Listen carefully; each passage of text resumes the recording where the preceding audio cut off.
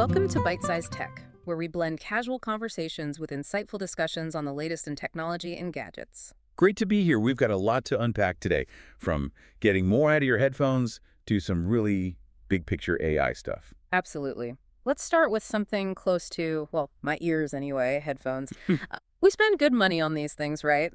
But I get this feeling most of us are barely scratching the surface. Like buying a sports car and never taking it out of second gear. That's a spot-on analogy, actually. Your flagship headphones, your earbuds, they're packed with features way beyond just noise canceling or tweaking the EQ. There's this whole suite of, let's say, less obvious features that people either forget about or maybe never even knew were there, and they can genuinely upgrade how you listen.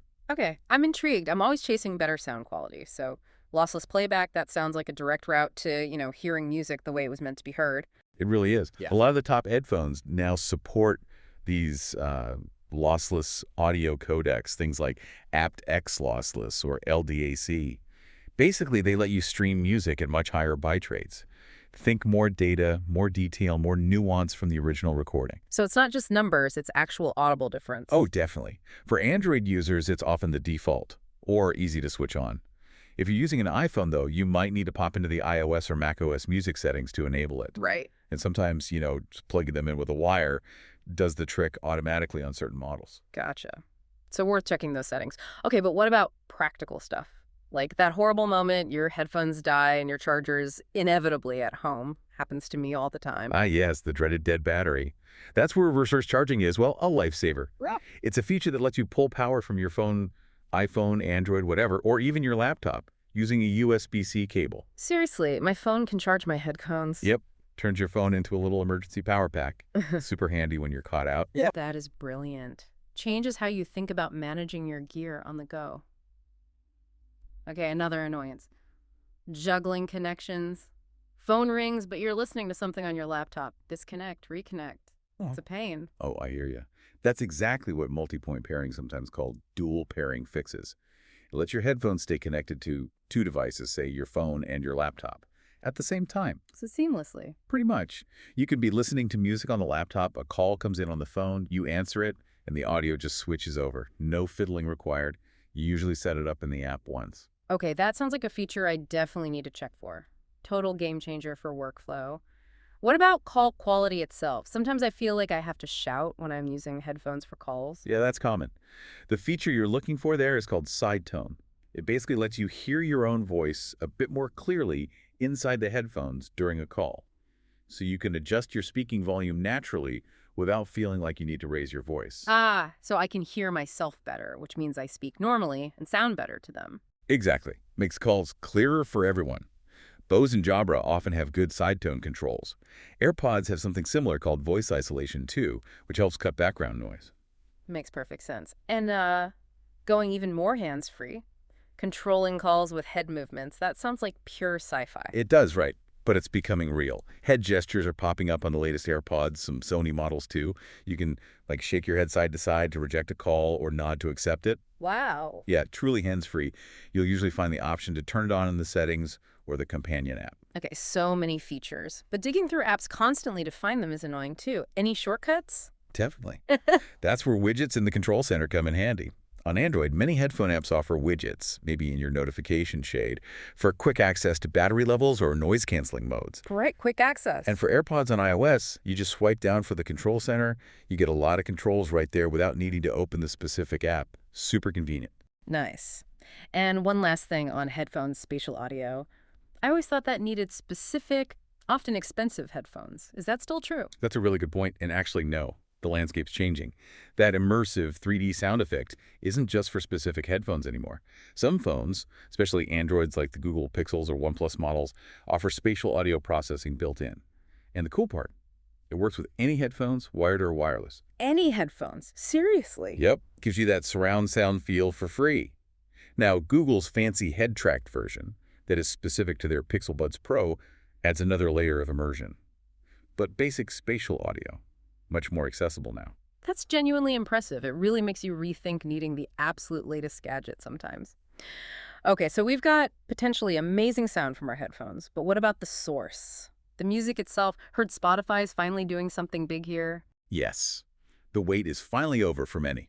Spotify Lossless is rolling out to premium subscribers.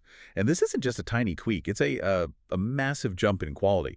We're talking streaming music in FLAC format up to 24-bit 44.1 kilohertz. Compared to the old 320 kilobps limit, you're getting significantly more detail, more clarity. It really lets the music breathe. Okay, sign me up. How do you actually turn it on? And what's the catch? Higher data usage, I bet. You got it. Yeah. You'll find the option in Settings and Privacy under Media Quality. Select Lossless for Wi-Fi. And yeah, definitely be careful enabling it for cellular data. It uses a lot more data. Right, Wi-Fi only, unless you've got unlimited data. Pretty much. And remember, you need to enable it on each device you use Spotify on. To really hear the difference, wired headphones or speakers are ideal because Bluetooth still involves some compression. Ah, okay. But Spotify Connect helps there, right? Streaming over Wi-Fi. It's exactly. Spotify Connect bypasses Bluetooth compression for wireless speakers, so that's a great way to get the benefit. And maybe test it first with something like acoustic or classical music in a quiet room. That's where the extra detail really shines. Good tip. Now, I've seen other services advertising even higher numbers, like 192 kilohertz high-res lossless. Is Spotify's 44.1 kilohertz good enough, or are we missing out? That's a fair question. Services like Tidal, Apple Music, Qobuz do offer higher rates like 24-bit 192 kilohertz. But honestly, the audible difference between 44.1 kilohertz lossless and, say, 192 kilohertz lossless is, well, it's extremely subtle for most people. Oh, not a big jump. Not usually, no. And to even potentially hear that subtle difference, you often need extra gear, like a dedicated DDAS, a digital-to-analog converter. Yeah. Plus, those higher files eat up even more bandwidth and storage. Okay. So for the vast majority, Spotify's 24-bit 44.1 kilohertz lossless is going to be a fantastic, noticeable upgrade without needing extra hardware or worrying about buffering. Gotcha. So, personal audio sorted, but what about filling the whole room? If you want that great sound quality, but, shared. Any recommendations for home audio? Yeah, if you're looking to step up your home audio game, something like the Klipsch the One Plus is a great example of a premium speaker that delivers.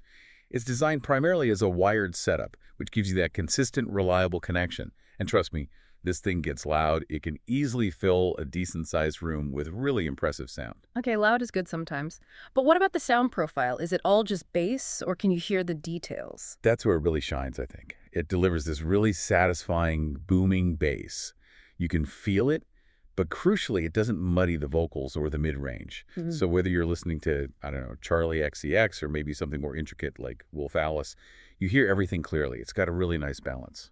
Nice. Does it connect to other stuff easily, like, say, a turntable? Absolutely. It has an auxiliary input, perfect for vinyl collectors, and that connection will always give you the purest audio quality compared to wireless. Design-wise, it's got this sleek wooden look, minimal controls on the unit itself. You use an app for settings. Right. There's an app for adjusting the EQ, and it even has a handy night mode, which dials back the bass so you don't annoy the neighbors late at night. Oh, very considerate. Okay, let's shift gears completely. We've talked about enhancing our personal tech. What about the really big, world-changing stuff? Let's dive into AI, starting with something fun. Google, turning kids' drawings into art. Yeah, it's amazing how AI is touching everything, even, crayons and paper. Google's got this AI image generator called Nano Banana. You feed it a child's drawing, give it a prompt, and it can reimagine that drawing in all sorts of cool styles. Okay, like what? Give me some examples. This sounds like a blast. Oh, totally. You could ask it to turn the drawing into, say, a 3D toy figurine. It adds textures, lighting, makes it look like a real object. Or you could go for a photorealistic version where it tries to render the drawing's shapes and colors as if they were real. Or maybe a whimsical storybook illustration, all soft colors and dreamy vibes. Fantasy scenes. Cartoons. Yep. Magical fantasy scenes with glowing bits and dramatic lighting, or bright, bold, animated cartoon characters with big, expressive eyes. Lots of possibility. That is seriously cool. Any tips for using it? Like, how do you make sure it doesn't completely lose the charm of the original kid's drawing? That's key. Definitely. When you write your prompt, try adding phrases like stay true to the original shapes or preserve the child's style. That helps guide the AI to enhance rather than completely overhaul, keeping that original spark alive. Good advice. Okay, from fun AI art to something potentially life-altering. AI in medicine. I've read about isomorphic labs. Their goal sounds almost impossibly ambitious. It really does. Isomorphic Labs, spun out of DeepMind, has this mission to essentially solve all disease. Not just one, but Well, all of them. They're building a general drug design engine using AI. The core idea involves using advanced AI models going way beyond even AlphaFold 3 to predict not just protein structures, which are like the body's building blocks, but how they fold into 3D shapes and interact with other molecules like DNA, RNA, and crucially, potential drug molecules. Wow. So how does that actually change drug discovery? That process is famously slow and expensive, right? Hugely. Traditionally, it's very iterative lab work. Test this, see what happens, test that. Takes weeks, months, years. AI shifts that into a virtual realm. These models can simulate and predict interactions with near experimental accuracy, letting researchers design and test drug candidates computationally, skipping loads of early-stage physical experiments. The goal is to shrink that initial discovery phase from years down to potentially just months. That's incredible speed, but surely there are massive challenges. It can't be that simple. Oh, absolutely not simple. Huge challenges remain. Getting the prediction accuracy even higher is one. Understanding toxicity is another. How does a potential drug interact with all the other proteins in the body, not just the target? That's critical. And then there's just the sheer scale of possibilities. The number of potential small molecules is astronomical, like 10 to the power of 60. Searching that molecular space efficiently, even with AI, is a massive hurdle. Generative models are helping, but it's early days.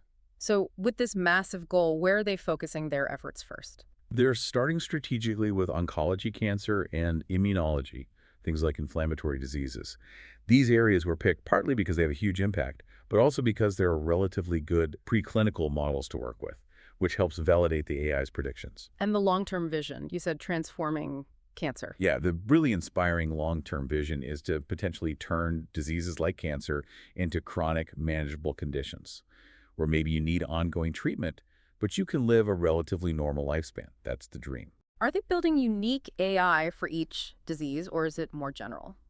Their approach is definitely focused on building these big foundation models, like AlphaFold 3 was for protein structure. Models that can generalize, that can learn underlying principles, and apply them to completely new, unseen biological systems. The idea is to discover fundamentally new chemistry, things humans haven't found before. They're already partnering with big pharma companies like Novartis and Eli Lilly, tackling really tough problems, even looking at dark protein matter, where finding any molecule that binds has been impossible until now. It's mind-blowing potential, but as AI gets more powerful, the legal side gets complicated too. We're seeing publishers suing companies like Google over AI summaries, right? What's the story there? Yeah, that's a major friction point right now. Penske Media, who publish Rolling Stone and The Hollywood Reporter, are suing Google over its AI overviews, those summaries that pop up at the top of search results. Their argument is basically that these AI summaries scrape their content, condense it, and present it directly to the user so people don't need to click through to the original article. Which hurts their traffic and ad revenue. Exactly. Penske claims they've seen a big drop, like a third, in affiliate link revenue already. They argue Google is unfairly profiting from their journalism without proper compensation or, sending readers their way. And Google's response, I assume they see it differently. Google's stance is that AI overviews make search better, more helpful, which encourages people to use search more. But it puts publishers in a really tough spot. They feel like they either have to block Google entirely, which would kill their traffic anyway, or keep letting Google use their content to train AI that, in their view, undermines their entire business model. It's a real dilemma. And it's not just Penske, is it? This seems like a wider trend. Not at all. It highlights this growing tension between AI developers and content creators. We've seen lawsuits from Chegg in education, European publishers, Encyclopedia Britannica, Merriam-Webster going after Perplexity AI, and big names like the New York Times suing Microsoft and OpenAI. It's a fundamental battle over IP, value, and the future economics of online information. Fascinating. Okay, shifting back to hardware and company strategy. Let's talk Apple. There's buzz they might get back into the Wi-Fi router game, bring back the airport. That's the rumor, yeah. It's interesting because Apple got out of the router business, almost 10 years ago. And it was right before mesh Wi-Fi really took off. Mesh systems like Google Wi-Fi, Nest Wi-Fi, Eero use a main router plus satellite units to blanket your home in Wi-Fi, getting rid of those annoying dead spots that old single routers always had. So Apple missed the mesh boat initially. Why jump back in now? Well, connecting the dots, Apple's arguably in a perfect position now. They have their own custom silicon-powerful chips like the N1 wireless chip, maybe the C1X modem from the iPhone Air. Imagine an Apple router built around their classic, it just works idea. New Apple device joins your home. It just connects. No passwords, no QR codes for recognized devices. Super seamless. That does sound very Apple. And the integration with the rest of their ecosystem must be a big part of it. Oh, absolutely. Think about managing your network, prioritizing devices, maybe giving your Apple TV more bandwidth for streaming, all done easily from your iPhone or Mac. Plus, having control over the hardware and software means they could offer enhanced privacy and security features, better parental controls, maybe isolating potentially insecure smart home gadgets on the network. Right. That tight integration is their strength. Exactly. Intelligent bandwidth control, seamless handoff, all the things that become easier when you control the whole stack. So until Apple potentially releases something, what's a good alternative for that kind of easy, reliable mesh experience? For now, Amazon's Eero systems often get praised for offering a pretty Apple-like experience. Streamlined app, automatic updates, generally low-fuss setup and operation. It's a solid choice if you want that simplicity today. Good to know. Sticking with Apple, let's talk iPhone cameras. The specs for the upcoming iPhone 17 Pro Max telephoto sound odd, like 4x and 8x zoom, but the previous one had 5x optical. Is it actually a downgrade? It does sound confusing on the surface, doesn't it? But it's actually a pretty clever bit of engineering, not really a downgrade at all. The key is the sensor. The new 48-megapixel telephoto sensor, even at 4x optical zoom, captures 4 times the pixel information compared to the old 12-megapixel sensor at 5x zoom. 4 times the data, so even though the optical magnification is less, the detail is way higher. Exactly. So you can digitally crop that 4x shot, zoom in after taking it, and you'll likely get a sharper, more detailed image than the native 5x shot from the older camera. Okay, so the 4x is actually super high quality. What about the 8x? Is that just digital zoom then? It's described as optical quality zoom, achieved using a sensor cropping technique. Basically, the 4x lens projects the image onto that big 48MP sensor, and the phone then uses just the central 12 megapixels of that sensor area. Because you're using the central part of the lens projection onto a high-res sensor, it maintains much higher quality than typical digital zoom. Think of it as a high-quality crop from a very detailed, larger image. Ah, I see. Smart. And Digital zoom overall gets a boost, too. Yeah, maximum digital zoom is apparently jumping from 25x to 40x. Plus, all this hardware is backed by an updated photonic engine, Apple's computational photography smarts. That means better noise reduction, more detail preserved, improved colors, all happening automatically thanks to the software processing.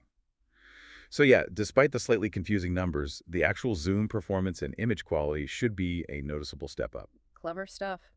Okay, one more hardware point TVs. Samsung. Why are they seemingly the only big player still holding out on Dolby Vision? It seems like such a popular feature. It is a puzzling stance, especially for a market leader. Samsung is pretty much the only major TV brand that outright rejects Dolby Vision HDR. Dolby Vision, as you know, uses dynamic metadata, little bits of information embedded in the video stream to tell the TV how to optimize the picture scene by scene, or even frame by frame. The goal is to show the content exactly as the creator intended, but it involves licensing fees. Right, the cost. So what does Samsung use instead? They must have some kind of HDR tech. They champion HDR 10 Plus Day. It's a royalty-free alternative that also uses dynamic metadata, functioning in a similar way to Dolby Vision. So what's the actual impact for someone buying a Samsung TV? If they watch Netflix in Dolby Vision, does it just not work? It works, but the TV essentially ignores the Dolby Vision metadata. It will likely fall back to standard HDR10 or use its own HDR10 Plus processing if the content also supports that. The picture will still look good. Samsung makes great TVs, but it won't be displaying that Dolby Vision content exactly as intended by the director, with those specific dynamic adjustments. So for casual viewers, maybe not a big deal, but for movie buffs. For AV enthusiasts, cinephiles, people spending top dollar on a premium TV, it's often seen as a noticeable omission, yeah. A gaping Dolby Vision-shaped hole, as some might say. It's definitely something to consider if you care about that format. And with Dolby Vision 2 just announced, an updated version, any sign Samsung might finally jump on board? You'd think it would be an opportune moment, right? Especially as Dolby Vision 2 is designed for the capabilities of newer high-end TVs. But so far, there's absolutely no indication Samsung plans to change its stance.